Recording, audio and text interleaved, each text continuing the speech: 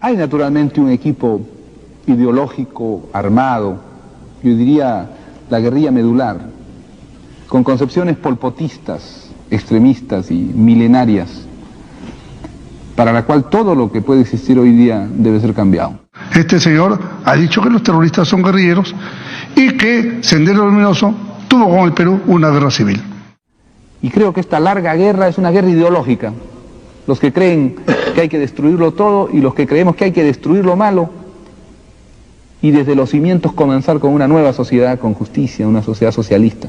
Nos indigna mucho que una persona diga eso, ¿no? Haya hecho esta especie de apología del terrorismo, porque eso es lo que ha hecho, ¿no?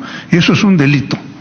Hay que reconocer que no solamente existe entonces ideología y organización política, sino también una situación histórica de injusticia. Podrán tener la ideología que quieran, pero actúan como guerrilla. Sendero no actuó nunca así. Esta es una larga guerra, de manera que no nos angustia que haya, como ha habido en otros países, que haya violencia. Lo que sí queremos es que la barbarie y la violencia esté de parte de ellos, de los equivocados, que no esté de parte del Estado. Y que se diferencie bien que aquí no ha habido una violencia política, aquí no ha habido una guerra civil. Y este es también un proceso de pedagogía muy largo, porque quien participe en una guerra contra la violencia se contagia de la violencia. Calificar a estos grupos criminales como grupos que han participado en una guerra civil o en una guerrilla. Ahí solamente viven los campesinos en sus comunidades superviviendo. De pronto llega una organización nueva y política que les habla de un mañana luminoso y de un mañana absolutamente diferente y con justicia. Muchos de ellos creen en esto y tienen todo derecho a creer. Yo, si fuera como ellos, también creería en que es necesario terminar con una sociedad en la cual uno vive al igual que 10 generaciones anteriores. Y vamos a seguir dándole pie para que este tipo de personas incursionen más en nuestro país. Eso se llama traición a la patria, señor presidente. Usted hace pocos días ha dialogado con 3 de los jefes aparentes o integrantes del Grupo Sendero Luminoso, que han estado aquí en la Casa de Gobierno, y con algunos campesinos que les servían de apoyo. ¿Cómo se desarrolló? Yo diría que con mucha cordialidad, porque son peruanos que posiblemente han estado equivocados. Y entonces ellos me han estado explicando cómo es el accionar. Y además la captación, la disciplina, yo diría hasta la esclavitud a la que son sometidos los campesinos en las comunidades de la sierra. No todos campesinos. Hay muchos que son profesionales que han ido desde las universidades. ¿Estos 3 qué eran? No, esos eran campesinos pero de un nivel, yo diría, cultural, ideológico, ya sedimentado, más avanzado. El Perú merece una explicación. Yo también exijo una aclaración. No estoy inventando nada, si quiere podemos volver a pasar el video, que usted no lo vio. Pero eso es lo que él dijo.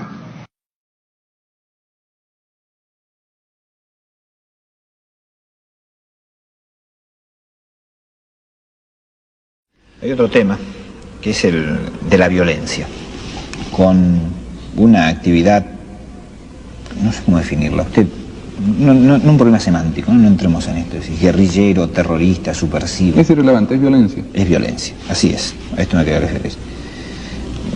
Focalizada en estos momentos en una zona del Perú, en Ayacucho.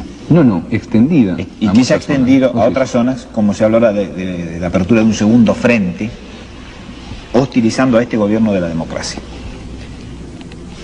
Por un lado, esta actitud con algunas deserciones. Usted hace pocos días ha dialogado con 3 de los jefes aparentes o integrantes del Grupo Sendero Luminoso, que han estado aquí en la Casa de Gobierno, y con algunos campesinos que les servían de apoyo. Y por otro lado, una seria responsabilidad de la represión, donde se habla de abusos, de matanzas de campesinos, de violaciones flagrantes y concretas de los derechos humanos, con números de desaparecidos que manejan algunos organismos y maneja también el gobierno y manejan algunos medios de comunicación que a veces tienen alarma, ¿no? Hablan de 4.000, 5.000, no sé si este es el número. ¿Cómo es esta situación? ¿Qué está haciendo el gobierno? ¿Qué es esta comisión de paz? Usted recibe la crítica y dice, pero ¿cómo el presidente le da la mano y dialoga con los subversivos, con los violentos, que a lo mejor días antes estaban matando a nuestros hermanos los campesinos, nada más que porque no le prestaban apoyo? Bueno, la violencia en el Perú tiene múltiples causas, no puede explicarse por una sola razón. No existe además ninguna explicación única en ninguna situación.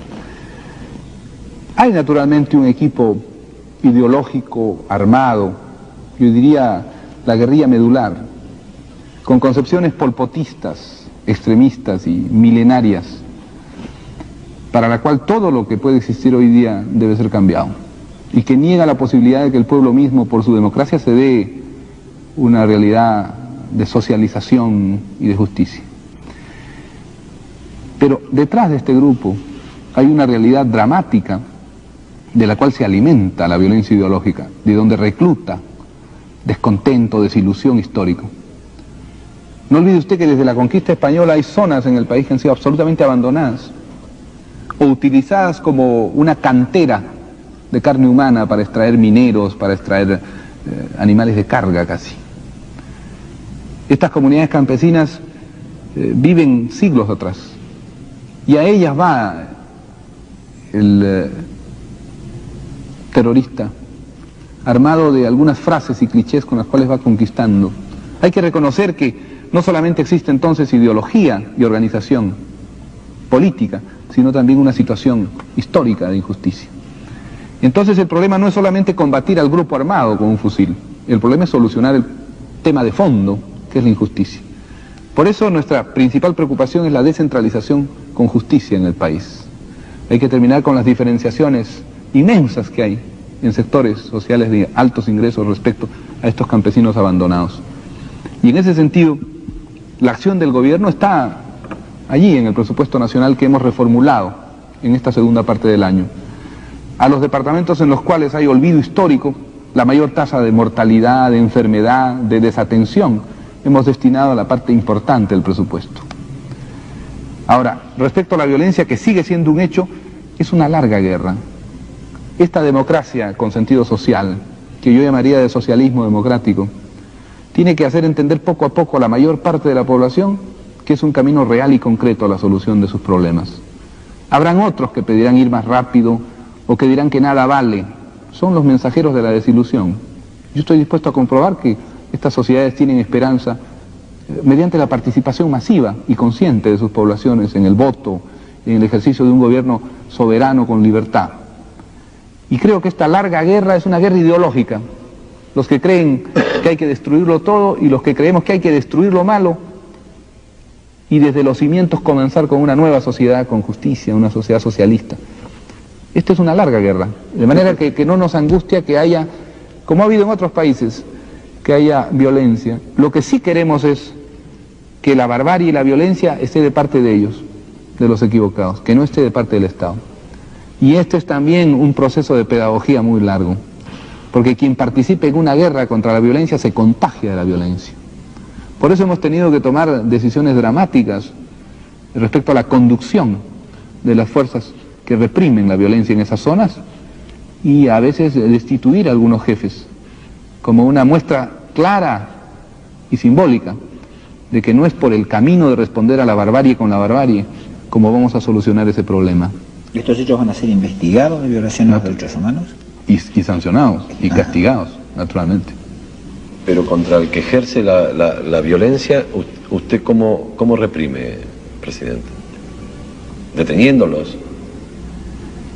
Mediante las armas de la ley. Si un destacamento de policía se encuentra con un grupo terrorista que lo amenaza con la muerte, tiene que responder con sus armas. Eso es natural.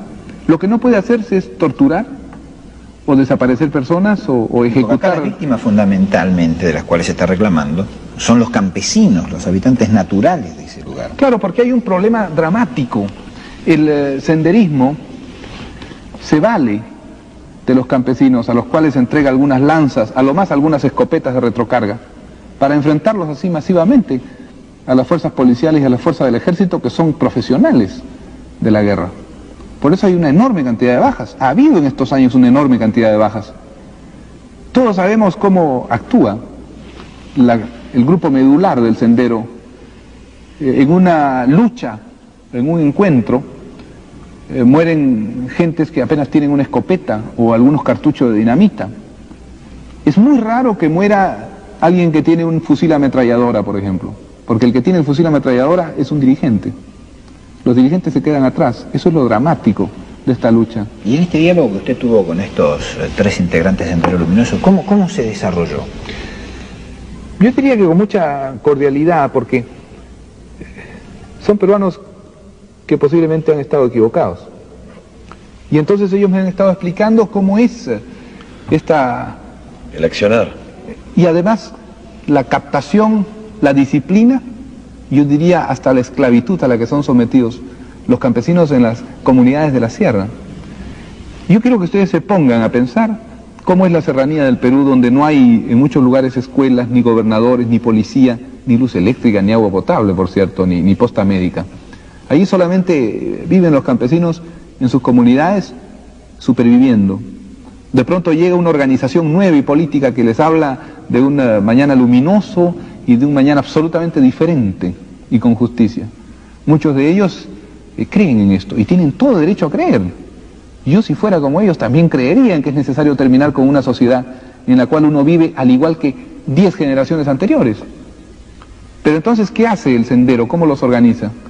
Nombra a uno de ellos jefe político y militar y entonces los incorpora a esta lucha de la cual dice está triunfando el Sendero Luminoso.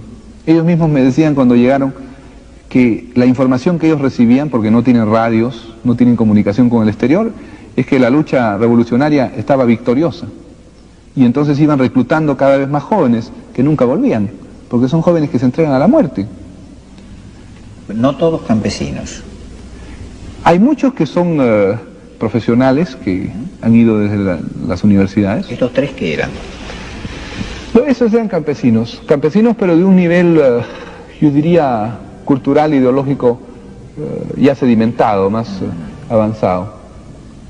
Pero cuando se les explica que dentro de la democracia, desde Lima, desde este palacio al cual muchos han visto como signo del poder colonial, se puede hacer una transformación popular y socialista, entonces ellos se sienten conmovidos ante un lenguaje que nunca han escuchado.